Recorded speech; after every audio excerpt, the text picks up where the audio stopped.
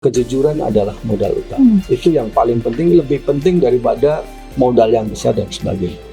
Nah itu tadi saya kasih contoh bahwasanya kami tidak pernah punya bank garanti. Kami tidak pernah punya LC. Tapi prinsipal kami memberikan kepercayaan 100% kepada kami bahwa kami adalah distributor yang bisa dipercaya. Teman-teman yang berkarir di Revas dimulai dari OB pun kami kembangkan. Teman-teman yang mulai dari staff kami kembangkan, sehingga sekarang juga direksi-direksinya pun semuanya adalah dari internal kita.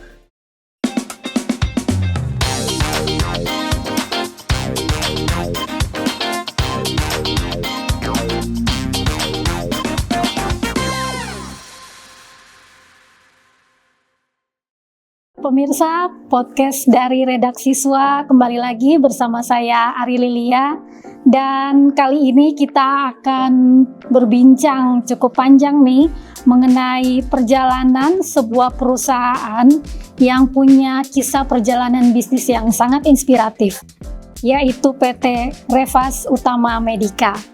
Dan hari ini bersama saya sudah hadir sosok yang ikut membangun perjalanan ini dari titik nol. Beliau adalah Bapak Andriatno Martono selaku Presiden Direktur PT Revas Utama Medica. Terima kasih Pak Andri sudah hadir bersama podcast dari Redaksi Siswa. Apa kabar Pak? Baik Mbak Lili, terima kasih banyak untuk undangannya. Iya, Pak Andri, sebelum kita bicara mengenai Revas hari ini dan mungkin rencana-rencana ke depan, saya ingin Pak Andri mungkin bisa sharing ke kita, mundur ke belakang mungkin ya Pak, waktu itu di saat awal Revas ini dibangun, itu seperti apa ceritanya Pak? Ya, terima kasih Mbak Lili. Jadi Revas itu didirikan tahun 2010. Pada saat itu saya masih bekerja juga di pharmaceutical company, jadi istilahnya masih dual job. Jadi waktu itu kita mulai dengan sangat sederhana sekali di satu pavilion di daerah Pasar Rebo. Kami ditunjuk oleh salah satu principal medical device untuk menjadi distributor di Indonesia. Saat itu ada 5 orang karyawan saya mulai, 1 orang di admin dan 4 orang di sales. Waktu itu masih di sekitar 2 orang di Jakarta, 1 di Medan dan 1 di Semarang. Jadi total employee pada saat 2010 baru ada 5 orang. Baru ada 5 orang? 5 orang. Gitu. Itu seperti apa Pak berjalan waktu itu 5 orang itu? Ya, dengan keterbatasan modal memang sangat sederhana sekali. Tadi saya contohkan adalah kantor kami itu masih di pavilion. Pavilion, kemudian baru ada 5 orang. Suatu langkah yang tidak mudah karena kebetulan kami bergerak di bidang medical device yang pada saat itu termasuk mahal barangnya, gitu. Jadi butuh modal yang besar sebenarnya. Cuman kami memulai dengan modal yang sangat kecil, gitu. Jadi kalau boleh diibaratkan pada saat itu ketika kami memulai stok kami itu hanya cukup mungkin untuk 1 atau 2 rumah sakit saja. Jadi memang benar-benar berangkat dari nol. Nah, waktu itu sebagai pemain baru, walaupun Pak Andri sendiri bukan orang baru di bidang itu, ya, tapi betul. bawa nama baru, kemudian untuk approach ke calon klien itu seperti apa Pak? Ya, memang kebetulan juga saya relatif baru di medical device. Saya banyak pengalaman adalah di pharmaceutical. Kemudian prinsipal yang kami bawakan pun bukan prinsipal yang besar. Jadi memang butuh effort yang lebih intens kepada calon-calon customer. Hanya beruntungnya saya mempunyai networking dan pengalaman dengan customer tersebut, walaupun dengan pengalaman sebelumnya ketika saya di dunia farmasi. Gitu. Jadi paling tidak saya sudah hubungan terlebih dahulu dengan para customer tersebut. Networking ya Pak? Ya. Modal pertama justru? Modal networking pertama. Karena saya memang saat itu sudah hampir lebih dari 15 tahun berkecimpung di dunia kardiovaskuler. Kemudian akhirnya sampai bisa dapat mitra atau klien pertama itu seperti apa Pak?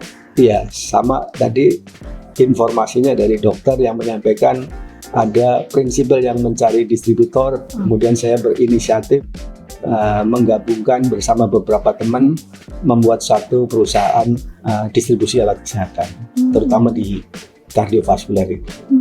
Selanjutnya setelah itu perkembangannya seperti apa tuh? Ya, alhamdulillah seiring waktu, walaupun juga tidak mudah karena penuh dengan fase-fase yang cukup menantang. Tapi kalau kita hitung dari 2010 sampai dengan 2015 adalah suatu hal yang sangat luar biasa, ya. Tapi yang situasi paling struggle adalah di 2 tahun pertama, karena sempat terjadi perubahan shareholder pada tahun kedua tersebut. Jadi kita mulai dengan 2010, 2012 kita berganti shareholder. Bahkan kebetulan di antara waktu 2010 sampai 2012 saya sempat keluar dari PT Revasi Utama Medica. Sempat keluar dulu. Sempat keluar. Kemudian jadi ceritanya adalah periode 2010 sampai 2012 itu karena memang baru awal, sehingga banyak visi dan misi antar shareholder yang mungkin perlu disatukan. Ya. Nah, pada saat itu kita belum ketemu titik temunya, sehingga adanya perbedaan visi dan misi dengan shareholder yang lain. Saya terpaksa harus angkat kaki dari PT Revasi Utama Medica. Tapi karena memang saya yang punya banyak networking dan saya memang menjadi foundernya, sehingga ketika saya tinggalkan, ya PT Revasi Utama tidak bisa berjalan. Gitu. Sehingga pada akhirnya mereka memanggil saya kembali. Mereka memanggil saya kembali dengan harapan mereka menjual share-nya, sehingga saya mencari investor baru, partnership baru untuk membeli share-nya mereka. Nah, itu terjadi di 2012. Perubahan shareholder dari PT Revasi. Jadi Pak Andri waktu kembali itu tahun 2012 itu ya, kembali dengan investor baru. Dengan investor baru. Menggandeng investor baru. Kemudian yang penting juga pada tahun 2012 tersebut saya keluar dari pekerjaan saya di perusahaan farmasi dan 100% mengelola PT Revasi Utama Medica. Sehingga lebih fokus. Tapi bisa memutuskan untuk meninggalkan karir sebelumnya itu doi udah 100% yakin tuh ya Pak? Iya, kadang-kadang situasi yang memaksa menjadikan kita lebih struggle gitu. Kalau dibilang yakin, saya pun tidak tahu ke depan Revasi akan seperti apa. Tapi saya pikir pada saat itu bahwasanya dunia medical device cukup menantang. Gitu. Setelah saya punya pengalaman pada saat itu mungkin sudah lebih dari 17 tahun di dunia farmasi. Bapak itu kan berarti pindah wardan ya Pak? Ya. Dari karyawan profesional jadi pengusaha entrepreneur. Itu gimana tuh pastinya berubah dong Pak? Culture-nya, mindset-nya? Iya, berubah sekali sih enggak ya, karena kan saya tetap di operasional gitu ya. Tapi memang antara dunia medical device dengan dunia farmasi juga memang berbeda. Ya. Kalau di dunia farmasi yang paling gampang adalah banyak dikuasai oleh corporate besar, prinsipal besar. Sementara di dunia medical device pemain utamanya adalah distributor. Sementara prinsipal tidak direct selling di Indonesia gitu. Jadi sedikit berbeda dengan dunia farmasi. Jadi pemain utamanya adalah di distributor. Kenapa? Ya mungkin pada masa itu atau masa-masa sebelumnya alat kesehatan, karena memang jumlah tindakan-tindakan entah itu operasi besar ataupun minimal invasif masih sedikit, sehingga banyak prinsipal belum berani 100% menginvestasikan di Indonesia, sehingga mereka lebih sering menunjuk distributor sebagai kepanjangan tangan mereka. Tapi dari distributor juga pastinya challenging ya Pak untuk bisa mendistribusikan alat atau betul ya, apalagi mengingat satu tadi jumlah case belum terlalu banyak. Kemudian kita tahu geografis Indonesia kan luas ya, jadi memang tidak banyak distributor, apalagi kalau di medical device itu tidak ada distributor yang bisa cover nationwide dengan baik lah katakanlah. Berbeda dengan di dunia farmasi. Dunia farmasi karena memang sudah jauh lebih lama, distributornya banyak yang punya coverage nationwide Gitu. Contohnya misalnya Enceval, Anugerah Argon, kemudian APL dan sebagainya. Mereka punya coverage yang memang sudah nationwide. Sementara di dunia medical device atau alat kesehatan umumnya adalah hanya kelompok per kelompok, artinya misalnya cover hanya untuk Jakarta, sementara di luar Jawa masih menggunakan subdistributor dan sebagainya. Itu berbeda. Karena memang case-nya tidak rutin dan tidak sebesar di dunia farmasi. Pak, kembali lagi ke tahun 2012 itu setelah Pak Andri kembali, kemudian itu apa langkah-langkah yang disiapkan akhirnya Revas kemudian berjalan kembali? Ya, tentunya dengan saya kembali dan kemudian juga totalitas, yang penting totalitas saya tidak terpecah lagi, sehingga hanya fokus mengurusin Revas Utama Medica. Saya membangun networking lebih serius dengan para customer-nya. Kemudian juga relation dengan teman-teman, dengan teman-teman sales di PT Revas juga lebih intens. Bagaimana saya melakukan koordinasi, melakukan pembinaan, kemudian pendampingan kepada mereka. Itu lebih intens, sehingga pelan-pelan tapi pasti revenue kita juga terus meningkat. Dari yang karyawan berlima itu kemudian akhirnya? Ya, jadi saya menerapkan PT Revas Utama Medica ini karena basic saya adalah di perusahaan farmasi. Banyak strategi-strategi saya yang saya terapkan ketika di farmasi, saya jabantahkan ketika saya berkecimpung di dunia medical device. Contohnya adalah orang-orang salesnya, jumlah orang salesnya saya adalah lebih besar dibanding distributor lain karena memang fokus teman-teman sales coverage-nya tidak terlalu besar, customer-nya tidak terlalu banyak sehingga mereka bisa fokus. Masih dibanding perusahaan lain, jumlah sales people kita jauh lebih besar. Karena tadi saya menghindari teman-teman tidak fokus karena jumlah customer yang terlalu besar. Jadi satu sales untuk daerah yang ya, satu sales paling sekarang ya paling memegang hanya 6-8 rumah sakit. Karena sekarang juga case kan semakin besar dengan era BPJS ini, case semakin besar sehingga kalau lebih daripada 8 rumah sakit biasanya teman-teman sales tidak fokus. Jadi karena sales itu juga ujung tombaknya, Pak? Iya, betul sekali. Betul. Ini kalau Pak Andri boleh menyebut beberapa titik penting atau milestone dari perjalanan Revas ini, tahun-tahun mana saja Pak yang menurut Bapak itu paling menentukan? Iya, tentu yang pertama tadi 2012 ya, ketika perubahan restrukturisasi. Terus yang kedua juga saya pikir yang tidak kalah penting adalah mungkin sekitar tahun 2015 atau 16. Jadi pada saat itu prinsipal utama kita Orbus Stage itu memberikan term of payment kepada PT Revas itu 150 hari. Ya. Jadi 5 bulan. 5 bulan karena mereka melihat sebenarnya potensi Revas untuk berkembang tapi terkendala dengan modal. Sehingga mereka memberi keleluasaan dengan term of payment yang sampai 150 hari. Jadi kalau bisa Pak mendapatkan kepercayaan seperti itu, susah loh Pak. Ya, kalau itu ya syukur alhamdulillah bahwa salah satu kunci yang menurut saya cukup berperan dengan berkembangnya Revas adalah trust ya, trust daripada prinsipal, kepercayaan daripada prinsipal. Mungkin perlu diketahui bahwa kami dengan para prinsipal kita itu saya tidak pernah punya bank garanti, tidak punya letter of credit dengan mereka, jadi mereka 100% percaya kepada Revas bahwa Revas akan membayar hutang-hutangnya gitu. Nah itu contohnya adalah kami diberikan term of payment 150 hari, dengan kata lain sebenarnya saya dibantu permodalan oleh mereka ya, karena memang dibandingkan dengan pembayaran dari rumah sakit pada waktu itu mungkin kurang lebih kisarannya antara 120 hari sampai 150 hari.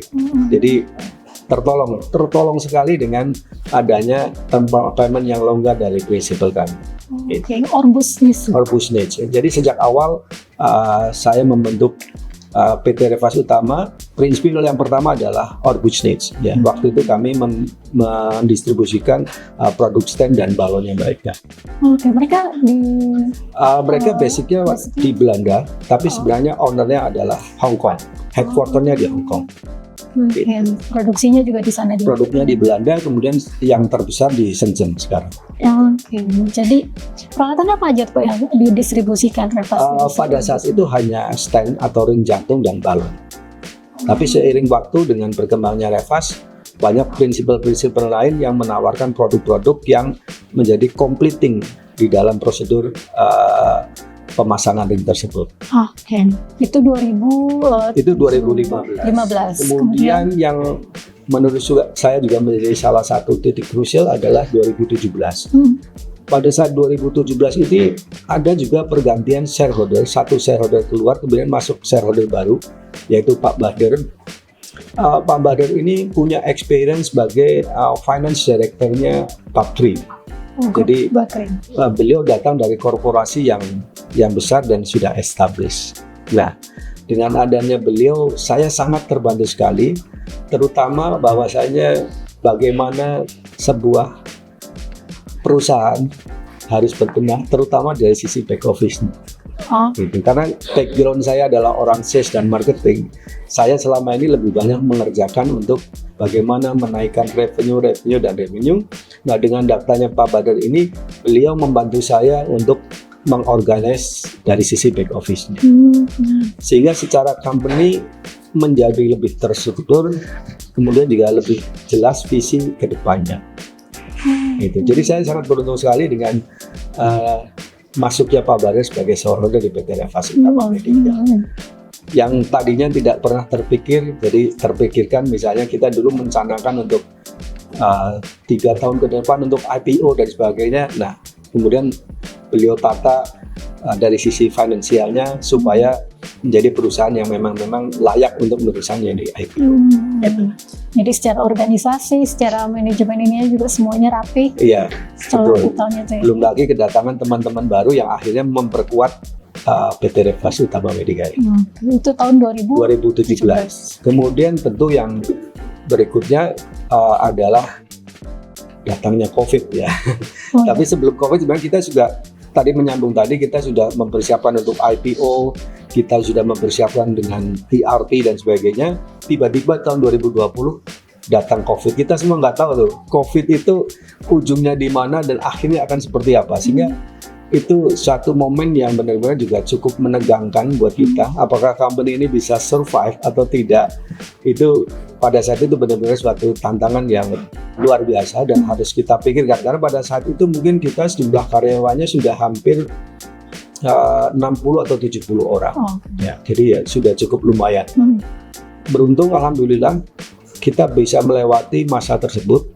Walaupun sempat terjadi minus growth di tahun 2020 sebesar 26%, tapi pasca COVID dari tahun 2021 sampai dengan 2023, jadi 2021, 2022 dan 2023, kami setiap tahun tumbuh di atas 30%. Jadi justru menjadi momentum yang luar biasa pasca COVID di mana company bisa tumbuh dengan luar biasa.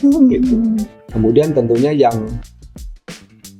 momen krusial lagi adalah tahun 2023 terakhir, di mana pada akhirnya prinsipal utama kami PT Orbusnage Medical mengakuisisi PT Revas Utama Medica sebesar 84%.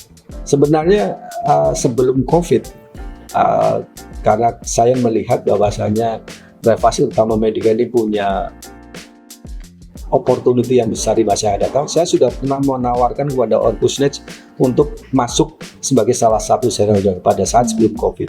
Cuman kemudian tawaran saya kemudian karena berlanjut dengan COVID, mungkin wait and see melihat situasi yang ada. Ternyata setelah reda COVID-nya tahun 2023 awal, mereka datang kembali menawarkan untuk membeli sahamnya PT Revas Utama Medica. Dan akhirnya di akhir tahun 2023, 84% saham kita dibeli oleh Orbusnage. Kemudian yang terakhir otomatis sekarang ini Revas Utama Medica sudah jauh lebih besar lagi dengan masuknya Orbusnage, membuat kami bisa lebih ekspansif karena dari sisi permodalan jauh lebih mudah buat kami. Ya. Kami tidak perlu meminjam kepada perbankan dan sebagainya, cukup meminjam kepada holding untuk ekspansi. kami membuat subsidiary company, kemudian kami membuat brand office di Surabaya dan sebagainya. Sehingga sekarang Revas menjadi seperti sekarang, sebesar sekarang dengan jumlah karyawan lebih dari 300 orang sekarang. Oh, wow, dari yang Tadinya berlima di 2010, sekarang sudah 314 orang per Desember 2022. Luar biasa, Pak. Ya, Nah, alhamdulillah. dengan masuknya Orbus, dia ada hal-hal yang kemudian disyaratkan sebagai pemegang saham terbesar atau dipercayakan sepenuhnya pada Revas. Bersyukur ya bahwasanya dari awal saya ketemu berpartnership dengan Orbus Needs ya, di mana tadi saya sudah singgung mereka sangat percaya dengan kami ya. Pertama tadi saya sampaikan 2015 atau 2016 mereka sudah memberikan kami term of payment yang tinggi ya, 150 hari. Sekarang pun dengan mereka menguasai 84% saham dari PT Revas Utama Medica, mereka juga percaya kepada manajemen PT Revas Utama Medica yang sekarang. Jadi tidak ada perubahan sama sekali. Jadi baik dari sisi jajaran direksinya, operasionalnya, semuanya tidak ada yang berubah. Orbus Needs percaya kepada kami, teman-teman juga di jajaran manajemen untuk mengoperasionalkan PT Revas Utama Medica 100%. Gitu. Bahkan kami sudah berhasil merayu Orbus Needs untuk investasi lebih jauh di Indonesia dengan akan mendirikan pabrik di Indonesia. Oh, akan mendirikan pabrik? Ya, insya Allah mereka akan mendirikan pabrik di Indonesia. Kami sudah dalam proses pembangunan pabriknya, walaupun kami menyewa di Cikarang untuk tanahnya, tapi sudah dalam proses pembangunan pabriknya di Cikarang. Harapannya nanti pabrik ini bisa menjadi salah satu basis produksi dari produk-produk Orbus Needs. Ya. Karena seperti diketahui bahwasanya Orbus Needs ini adalah perusahaan global. Artinya mereka supply tidak hanya 1-2 negara, tapi lebih dari 75 negara. Jadi bisa Indonesia menjadi salah satu basis produksi. Mereka sekarang ada 3 basis produksinya. 2 ada di Belanda, kemudian yang terbesar di Shenzhen, dan harapannya Indonesia menjadi salah satu basis produksinya. Karena kalau di Belanda mereka tidak terlalu besar kapasitas produksi. Dan yang nanti di Indonesia ini bakal sebesar apa tuh ini? Ya mungkin tidak sebesar di Shenzhen, paling tidak bisa mengcover untuk Asia Pasifik. Harapannya begitu. Luar biasa. Pemirsa, pembicaraannya semakin menarik, tapi kita lanjutkan setelah pesan-pesan berikut ini. Di era di mana teknologi informasi dan komunikasi berkembang pesat, transformasi digital memaksa kita memahami alur informasi yang tersebar cepat melalui jaringan internet. Membaca berita melalui gawai pribadi kini menjadi rutinitas harian bagi banyak orang. Selain memperoleh informasi terbaru, membaca berita juga menambah wawasan dan melindungi kita dari hoax. Menyadari pentingnya informasi yang akurat dan inspiratif, sua.co.id hadir menyajikan kabar bisnis dan ekonomi terkini. Sua.co.id adalah portal bisnis yang menyediakan berbagai informasi terkait pemasaran bisnis, manajemen, CSR, aksi korporasi, tata kelola perusahaan, profil bisnis pengusaha dan profesional, investasi pribadi, teknologi informasi, wawancara eksklusif dengan CEO, serta data penelitian. Kami tidak hanya menyajikan berita terkini, tetapi juga pembelajaran dari para pebisnis sukses, kisah perusahaan yang menginspirasi, strategi manajemen, pemasaran efektif, penciptaan kesuksesan bisnis, kewirausahaan, pengembangan karir, dan cerita sukses anak muda dalam berbisnis. Sua.co.id hadir di berbagai platform. Anda dapat mengunduh aplikasi kami di Google Play Store dan mengikuti kami di media sosial @swa-media-inc seperti Instagram, LinkedIn, X, dan Facebook. Saatnya menginspirasi orang lain dengan kesuksesan bisnis Anda melalui platform kami. Kunjungi sua.co.id dan temukan informasi bisnis yang inspiratif setiap harinya.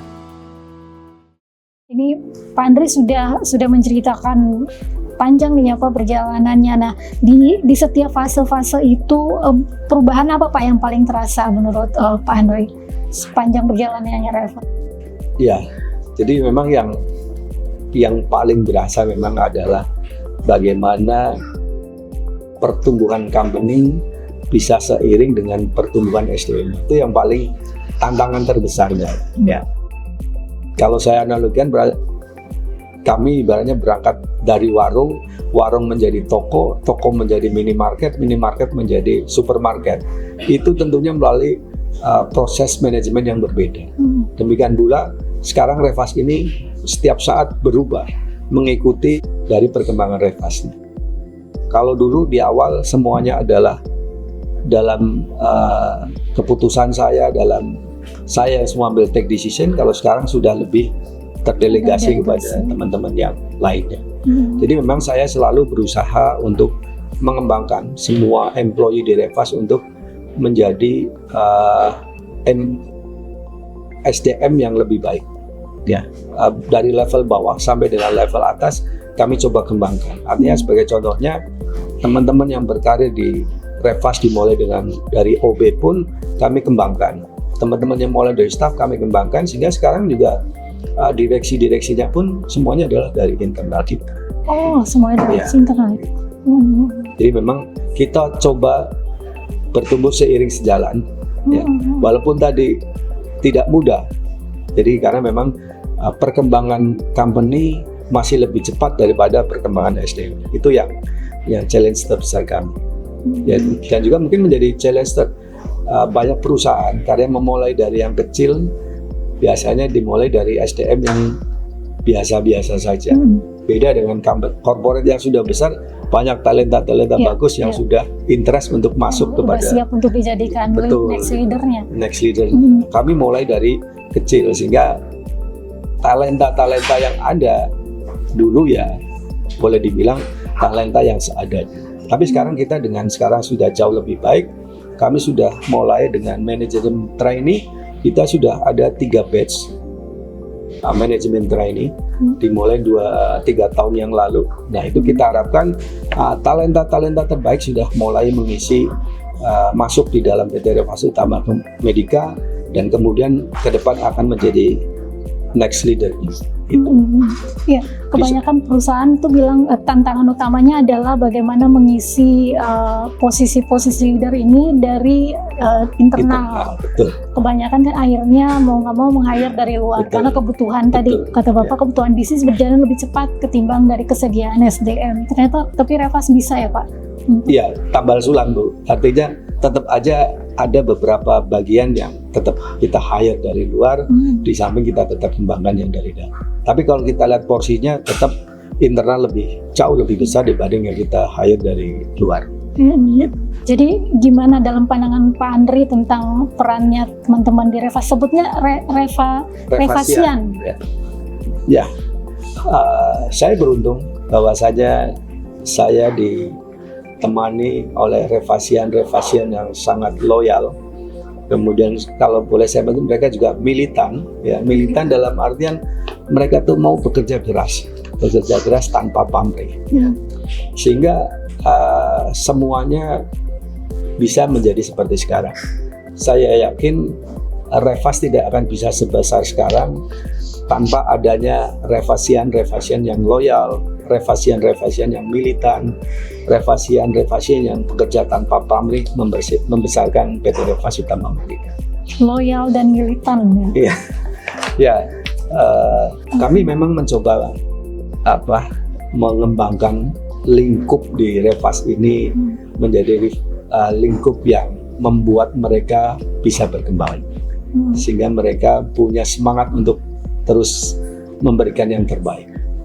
Kita kembangkan value-value yang membuat mereka menjadi orang-orang yang memang bisa diandalkan.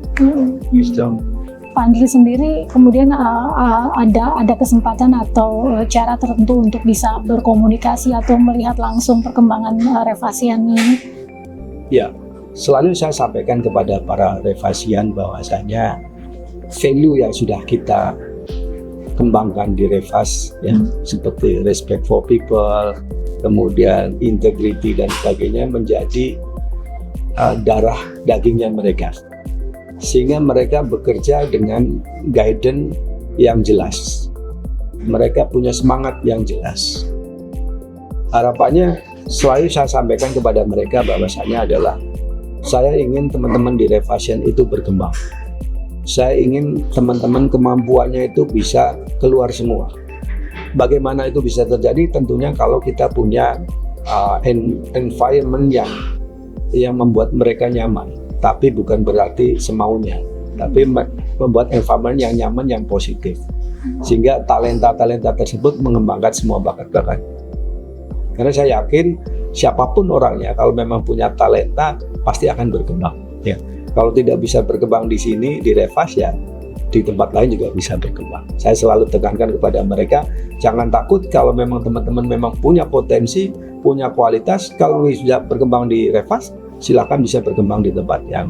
Berarti boleh dong Pak pergi. Ya pastinya kan gitu. Artinya kan kita tidak, karena saya selalu menganggap antara karyawan dengan company itu seperti perjodohan.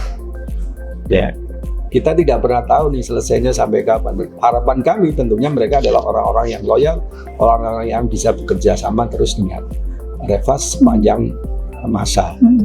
Itu tapi kemudian kalaupun dia akhirnya bergabung dengan company yang lain dan membawa nama baik Revas, betul. Itu jadi ini juga kan Pak. Jadi positif, nilai plus juga, nilai plus kita juga gitu. Karena kan kita juga tidak bisa membatasi mereka. Ya, kalau saya masih sadar bahwasanya Revas ini perusahaan yang ya belum dikatakan besar. Buat banyak atau buat orang-orang tertentu bisa jadi kolamnya Revas itu terlalu kecil buat mereka. Gitu. Jadi paling tidak kalau saya sudah membekali mereka ketika mereka berkembang di tempat lain juga, tadi yang Mbak Lili sampaikan, suatu kebanggaan juga buat kita. Gitu. Tapi Pak Andri pastinya punya cita-cita bahwa Revas masih akan terus tumbuh lagi. Pasti. Jadi saya bahkan bersama jajaran manajemen yang lain sudah membuatkan strategi 5 tahun ke depan. Ya, kami sudah menyiapkan bagaimana supaya 5 tahun ke depan ini Revas mau ngapain sih? Apa sih targetnya Revas? Itu sudah kita siapkan. Jadi katakanlah kalau kami sekarang ini di 2025 revenue-nya sekitar 300 miliar. Kami sudah mencanangkan 5 tahun ke depan paling tidak kita bisa menembus angka 1 triliun. Gitu. Nah harapannya tentunya generasi Revasian muda inilah yang akan membantu mendorong kita mencapai revenue tersebut. Sekarang komposisinya itu kelompok usianya dari sekarang muda-muda semua kan? Muda-muda ya. Yang kelompok baby boomer. Kalau saya termasuk baby boomer atau apa? Ya, tapi relatifly sekarang lebih banyak Gen Z, milenial. Ya, mostly adalah mereka. Milenial dan Gen Z. Ya. Ya. Challenging. Gimana tuh Pak bekerja dengan generasi muda masa kini? Ya asik aja sih Bu sebenarnya. Tapi yang paling utama tentunya kalau saya pikir adalah bagaimana environment yang membentuk mereka. Ya kita kalau saya berharap adalah apa yang sudah saya create, environment yang sudah ada di Revas itu yang membentuk mereka. Ya. Saya malah beruntung kalau saya mendapatkan karyawan-karyawan baru yang fresh graduate. Kenapa? Karena kalau buat saya berarti mereka ibaratnya lembaran putih yang bisa kita gambar atau kita lukis semau kita. Jadi bagaimana environment yang membentuk. Gitu. Saya sih belajar ketika dulu saya pertama kali bekerja di dunia farmasi, saya bekerja di PT Pfizer, American Company selama 13 tahun. Nah itulah juga yang membentuk saya. Sehingga kalau boleh dibilang ya PT Revas ini DNA-nya sedikit banyak agak mengikuti gayanya PT Pfizer gitu. Culture-nya, values-nya. Ya itu tadi.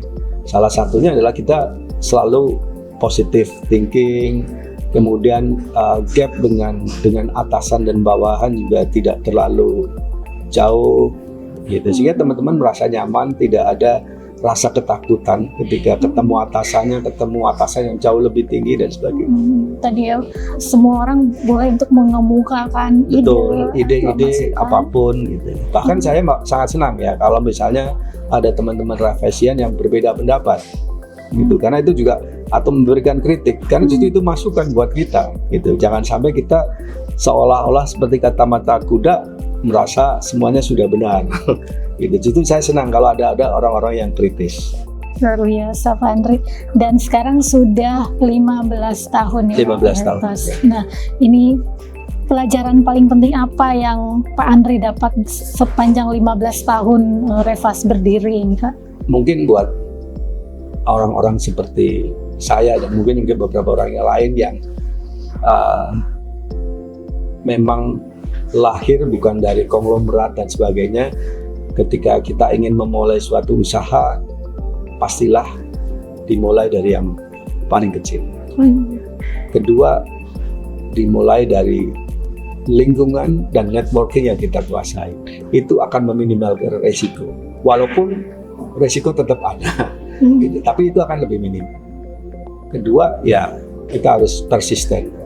Bahwasanya tidak semuanya berjalan mulus. Pasti akan penuh banyak hal-hal yang menjadi tantang, problem-problem yang harus kita selesaikan. Tapi saya yakin kalau kita bisa dalam satu kebersamaan dalam satu company, kita semua bisa melewati masa-masa yang sulit tersebut.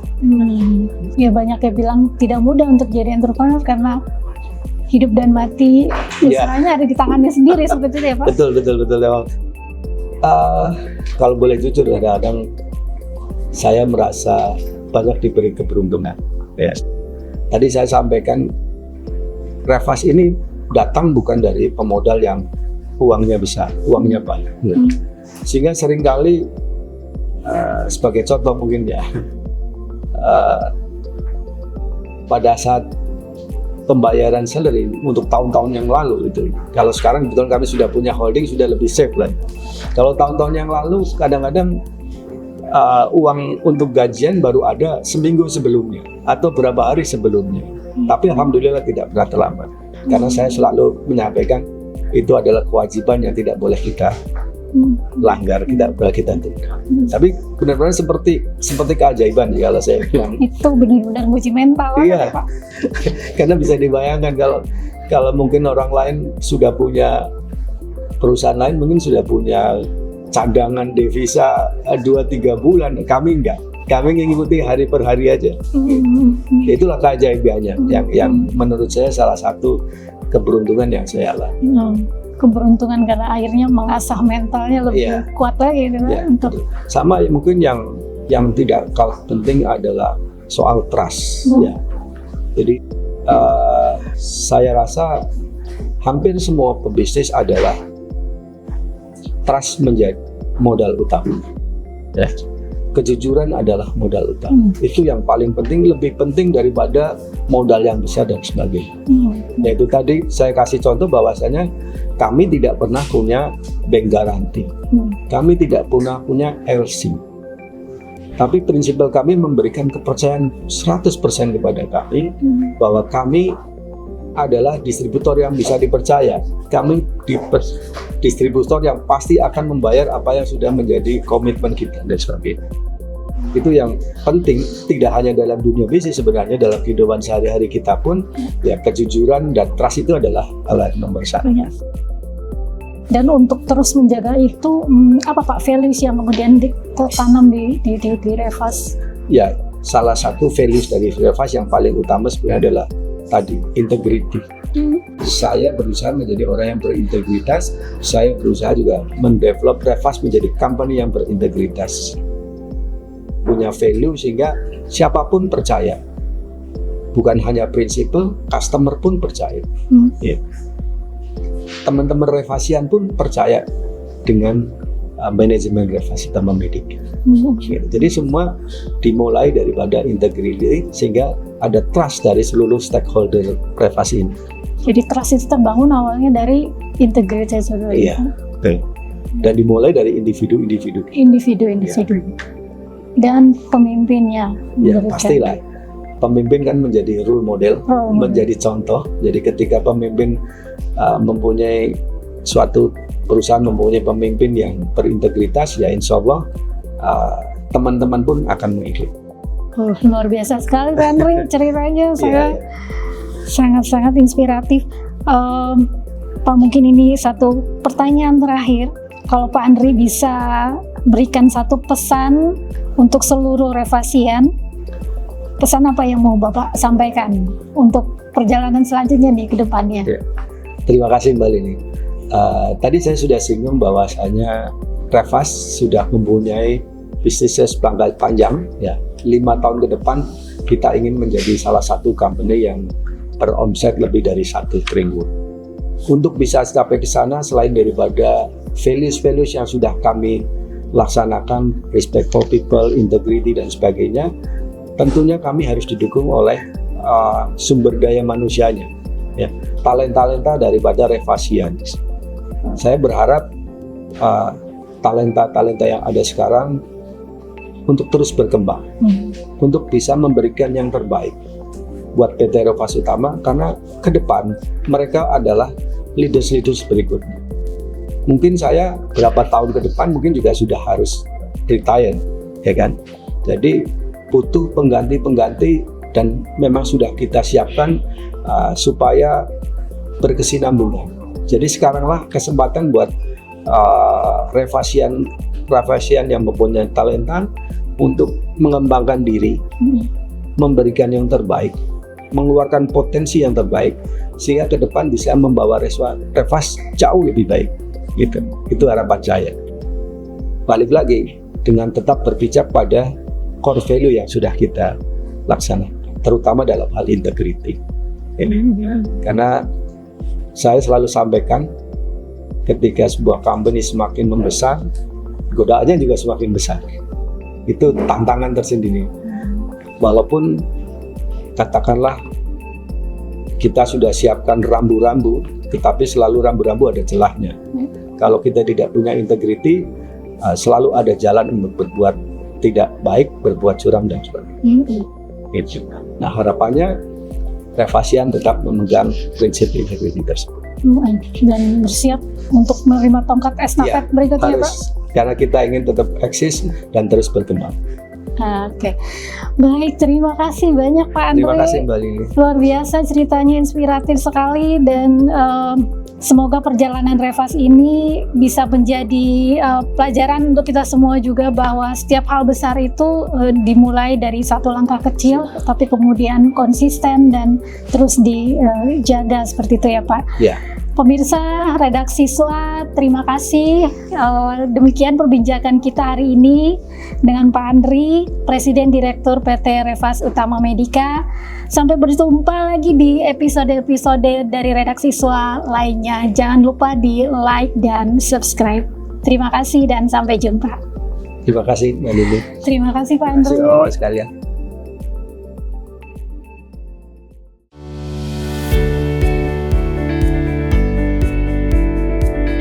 Selama 40 tahun, majalah SWA menjadi saksi perjalanan bisnis di Indonesia.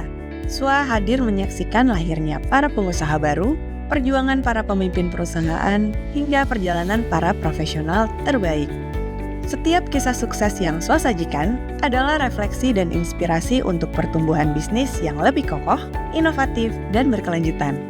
Majalah SWA terbit perdana pada 10 April tahun 1985, yang merupakan hasil kerjasama antara Yayasan Sembada Swakarya dengan PT Graffiti Pers. Majalah SWA awalnya bernama SWA Sembada, bertujuan mendukung kemandirian nasional dengan mendukung tumbuhnya perusahaan-perusahaan di dalam negeri. Pada tahun 1995, SWA mendirikan Spot, anak usaha yang menyediakan jasa layanan komunikasi corporate. Layanan yang disediakan antara lain membantu penerbitan corporate in-house journal, anniversary books, corporate brochure, annual reports, dan corporate peripherals. Pada tahun 2000, Spot merambah bisnis pelatihan Inggria dan penerbitan buku, yang merupakan cikal bakal dari SWA Publishing. Pada tahun 1998, SWA mendirikan SWA Network. SWA Network adalah anak usaha yang menyediakan layanan corporate event, dan belakangan fokus menyelenggarakan event-event majalah SWA. Pada tahun 2001, SWA mendirikan Business Digest, yang merupakan unit bisnis yang bergerak di bidang survei bisnis. Business Digest melakukan berbagai survei untuk memenuhi kebutuhan dunia bisnis, juga membantu mereka menghasilkan solusi bisnis terbaik. Saat ini Business Digest juga banyak melakukan omnibus survey untuk menghasilkan best practices dan indikator di bidang marketing, manajemen, dan komunikasi korporat. Di tahun 2003, Swasembada melakukan rebranding dengan mengganti logo dan menghilangkan kata sembada pada namanya, serta menambahkan tagline "Di mana bisnis bergerak" yang mencerminkan positioning sebagai media yang hadir bersama denyut dan aktivitas bisnis di Indonesia. Sebagai media yang bertekad memberikan solusi dalam pengelolaan bisnis, memasuki milenium 2000, SWA banyak melakukan survei-survei, assessment, dan pemeringkatan untuk memvalidasi pengelolaan perusahaan-perusahaan di Indonesia, dan tentunya agar mendapatkan best practices yang bisa dijadikan benchmark dan sumber inspirasi kalangan bisnis. Beberapa topik survei dan asesmen tahunan yang diselenggarakan oleh SWA dan telah berlangsung lebih dari 10 tahun adalah Indonesia Most Trusted Company, bekerjasama dengan Indonesia Institute for Corporate Governance, Indonesia Best Print Award, bekerjasama dengan Mars Digital, Indonesia HR Excellence, bekerjasama dengan LMFEB UI, SWA 100, bekerjasama dengan Stone Value Management, Indonesia Original Brand, dan Indonesia Green Sustainable Company. Selain diangkat sebagai sajian utama, hasil riset dan asesmen tersebut juga diangkat ke dalam conference and awarding, yang tentunya dikelola unit bisnis SWA, yaitu SWA Network. Pada tahun 2004, SWA menerbitkan majalah yang fokus membahas marketing dan komunikasi, yaitu majalah Mix Markom. Dalam perjalanannya, Mix Markom menyelenggarakan berbagai rekognisi dan anugerah untuk mensupport para profesional komunikasi dan marketing Indonesia, yang bertujuan untuk menciptakan program-program bermutu yang tentunya bisa dijadikan sebagai best practices di Indonesia, seperti Public Relation of the Year, Brand Communication Excellence, Markom and Corkom Dream Team, Product of the Year, dan Corporate Sustainability Initiative. Pada tahun 2005, SWA mengembangkan portal berita bisnis swa.co.id dan juga meluncurkan portal berita mix.co.id di tahun 2011 sebagai channel extension majalah Mix Markom. Seiring dengan perkembangan media sosial, kanal majalah SWA dan majalah Mix Markom pun diperluas dengan menghadirkan @SWA-Media Inc. dan @majalah_Mix Markom di platform Instagram, Facebook, YouTube, TikTok, dan LinkedIn. Pada tahun 2006, SWA melahirkan divisi penerbitan buku SWA Publishing yang mencetak buku-buku bermutu di bidang bisnis. Buku terbitan perdananya adalah Best CEO. Pada tahun 2010, pengelolaan SWA tidak lagi di bawah Yayasan Sembada Swakarya, tetapi di bawah PT SWA Media Bisnis. Pada tahun 2024, SWA meluncurkan podcast Biskom yang bekerja sama dengan LSPR Institute of Communication and Business serta podcast dari redaksi SWA. Podcast tersebut juga merupakan kanal ekstensi dari konten-konten di majalah maupun portal swa.co.id dan mix.co.id. Di tengah tantangan perkembangan teknologi digital yang mendisrupsi industri media, atas perkenan Tuhan Yang Maha Kuasa, SWA Media Group masih bisa hadir mendukung dunia bisnis Indonesia. Terima kasih yang tulus kami ucapkan kepada para partner yang telah berkenan mendukung kami hingga saat ini. Di tengah tantangan disrupsi digital, dukungan para partner menjadi sangat berarti bagi kami. Semoga kita bisa berjuang bersama menghadapi tantangan perubahan zaman di masa mendatang. Kami yakin kebersamaan dan semangat kolaborasi adalah kunci untuk menciptakan jejak perubahan yang lebih besar dan bermakna. Dengan tangan yang saling menggenggam, kita tidak hanya membangun hari ini, tetapi juga menapaki masa depan yang lebih gemilang serta penuh makna bagi dunia usaha dan masyarakat luas.